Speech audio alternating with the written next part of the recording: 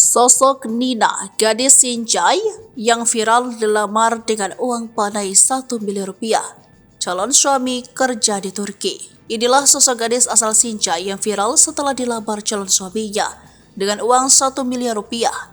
Gadis itu bernama Nina M. Syakilah yang merupakan warga desa Garacing, Kecamatan Sinjai Selatan, Kabupaten Sinjai. Diketahui Nina dilamar oleh pujaan hatinya bernama Jamal. Calon suaminya itu berasal dari Kabupaten Bone. Kabar lamaran Nina dan Jamal dengan panai fantastis itu viral setelah diunggah oleh salah satu akun Facebook. Terkait kabar viral itu, Camat Sinjai Selatan Adi Baso Mangun Rawa pun mengafirmasi ada warganya yang dilamar dengan uang panai 1 miliar rupiah.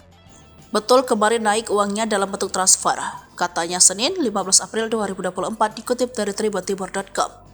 Adi mengatakan laki-laki yang melamar Nina adalah warga Bone. Pria itu diketahui bekerja di Turki. Andi juga mengatakan bahwa Nina memang sudah lama dilamar.